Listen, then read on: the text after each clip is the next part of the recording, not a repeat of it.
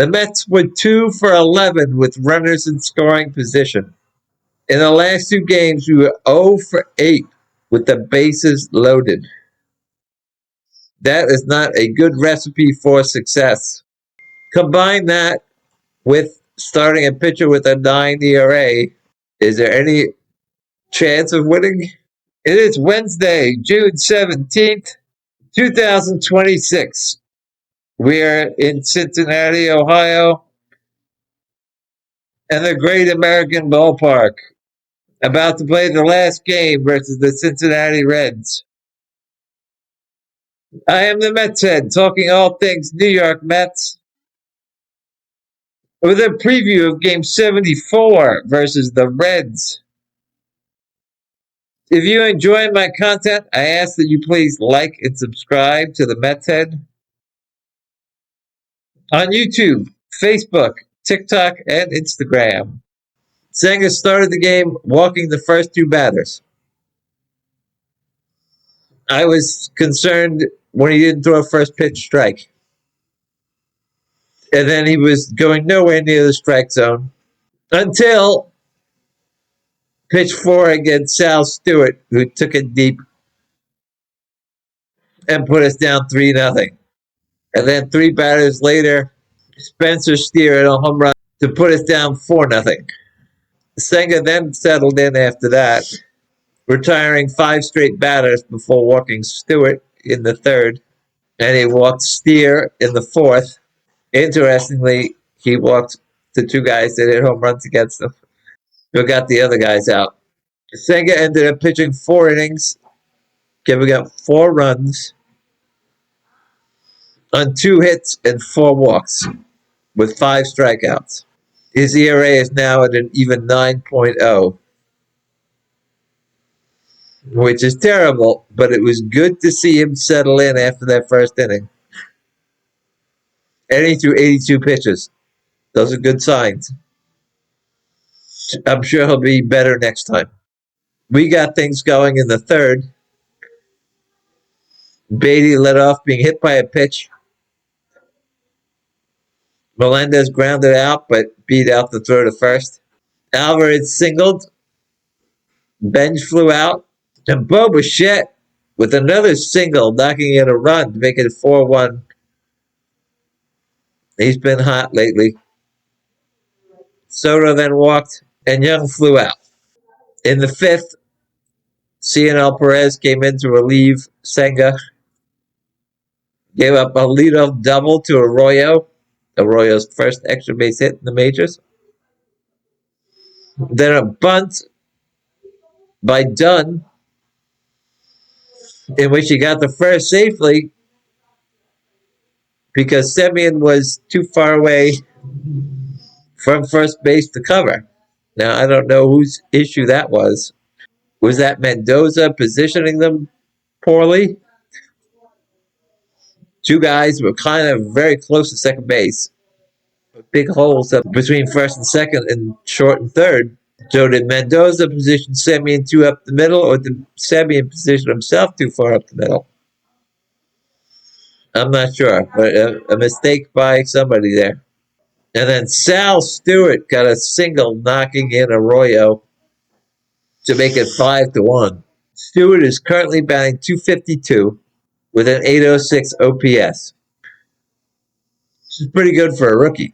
He's got 14 home runs, 47 RBIs.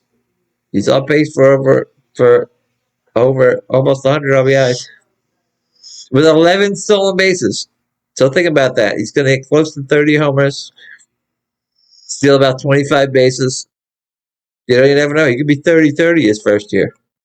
Mets fans have any hope of Carson Benj winning Rookie of the Year. He has to do better than Stewart. And Benj is doing decent as a rookie and doing decent for us. But he's not as good as Sal Stewart.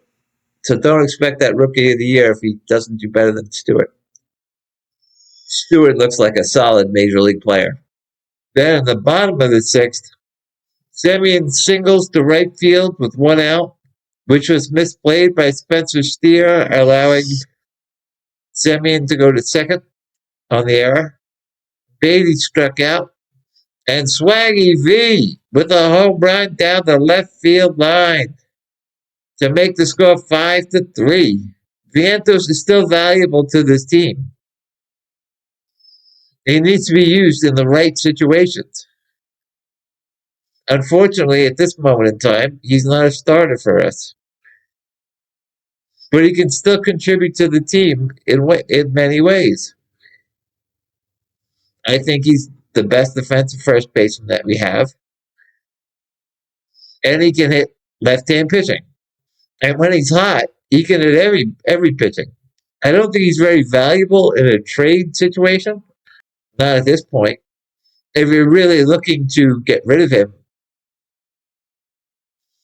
you should wait for him to get one of those hot streaks. And when his value is high, trade him. But I don't think he's worth that much right now. And that will be all, folks. The final score is 5-3. The Mets really did not threaten the rest of the game. Single by Wagaman in the 7th. Seve and Beatty led off the 8th with walks, but Vientos struck out, Alvarez struck out, and Benj grounded out. I guess that was threatening. We had a runner in scoring position. And Soto got on base in the 9th, barely hitting the ball and being hit in the back with the throw to first base. Like I said, 2 for 11 runners in scoring position. 0 for 8 in the past 2 games with bases loaded. It's not a good look. Bichette went 2 for 5, raising his average to 247. We had 7 hits in all. Soto had 1. Wagaman had 1. Semien, Vientos, and Alvarez each had a hit.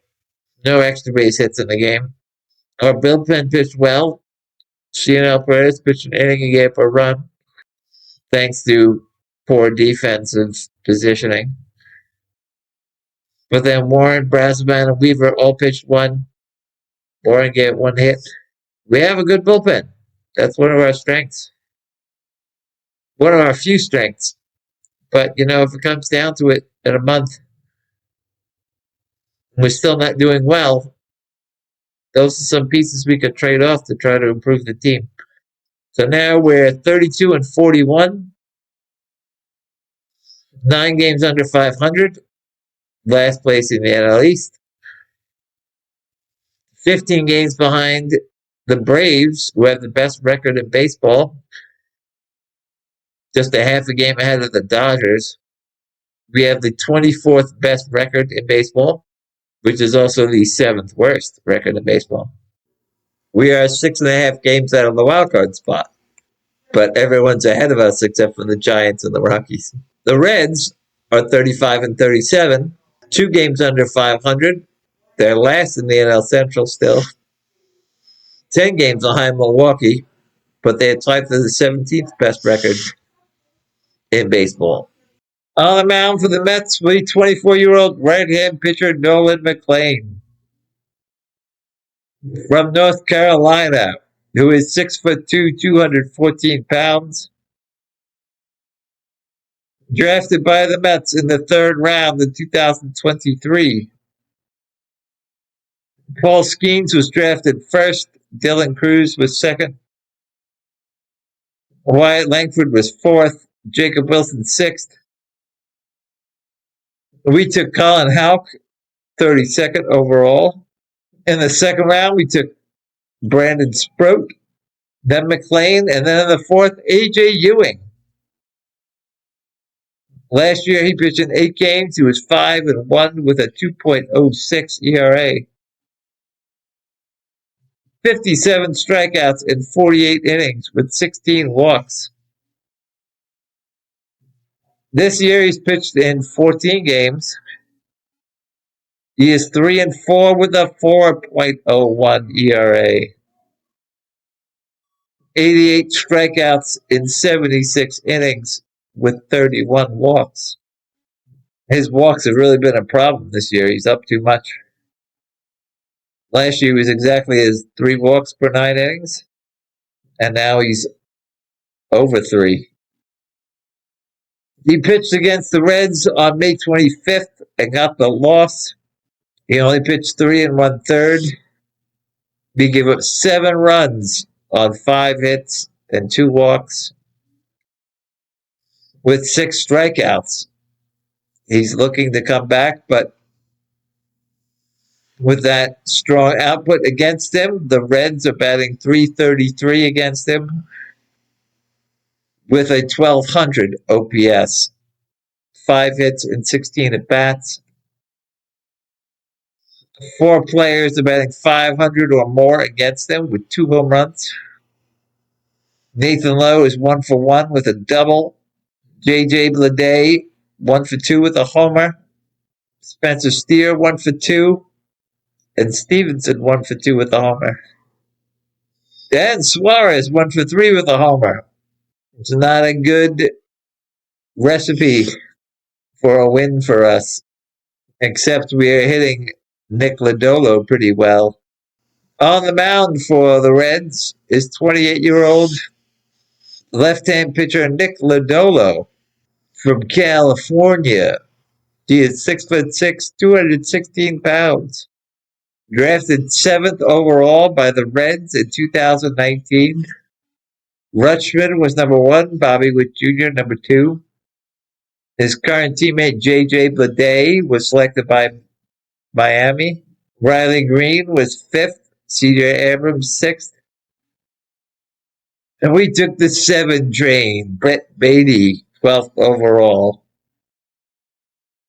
Corbin Carroll went 16th and George Kirby 20th. Lodolo was the 6th in Rookie of the Year voting in 2022, behind Michael Harris, and his teammate Alexis Diaz was 5th, Edward Diaz's brother. This is his 5th year in the majors. He's pitched in 83 games. He is 26 and 23 with a 4.16 ERA. 486 strikeouts in 447 innings. Last year he pitched in 29 games. He was 9 and 8 with a 3.33 ERA. 156 strikeouts in 156 innings with 31 walks. That's like a walk every 5 innings. That's really good. This year, he's pitched in 7 games. He is 2 and 1 with a 5.21 ERA. 30 strikeouts in 38 innings with 15 walks.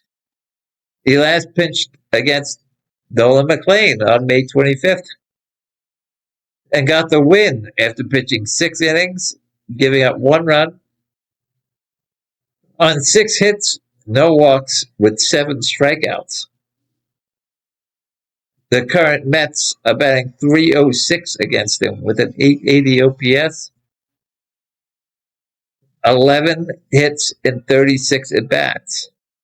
I guess my ideal Mets lineup with leadoff Bench, who's 1 for 1 against Lodolo. Could be the second to last game Bench does lead off since Lindor is due to come back. On Saturday, Bo Bichette to bat second, 2 for 3 against Lodolo. Soto third, 1 for 3 with a home run against Lodolo. I bat Semien behind Soto because Semien is 3 for 6 with a home run against Lodolo. Then put Vientos, who's 0 for 6 against Lodolo, but later in the game, you could switch him out for Young. Then have Alvarez batting 6th, who has never faced Lodolo. Then I'd like to see Wagaman batting 7th, to be later replaced by either Melendez or Ewing or Beatty. Then 8th, I think, should be Brujan. But for some inexplicable reason, Brujan was designated for assignment. They never gave him a chance. Would they give him 3 at-bats? But the guy's a switch hitter, can play shortstop. He can play outfield. He can play second base. He can play third base. He's so versatile. And the fact that he's a switch hitter makes him more valuable than Zach Short, who most likely will be dumped on Saturday when they activate Lindor. Because they're not going to just need a shortstop, they need an outfielder. That was just, I don't understand that move. I think it's a stupid move. It makes no sense to, first of all, not give him a chance to play. And then you get rid of the versatile player over a guy you're probably getting rid of in a few days. Makes no sense to me. And then Torrens should bat ninth. He's 1 for 4 against Lodolo, but I like him batting ninth. That definite right-hander to bat in front of Benj. We're going to be a very different team on Saturday. And for some reason, we're off on Friday this week. So we're getting chances. We're getting runners in scoring position. We just got to knock him in.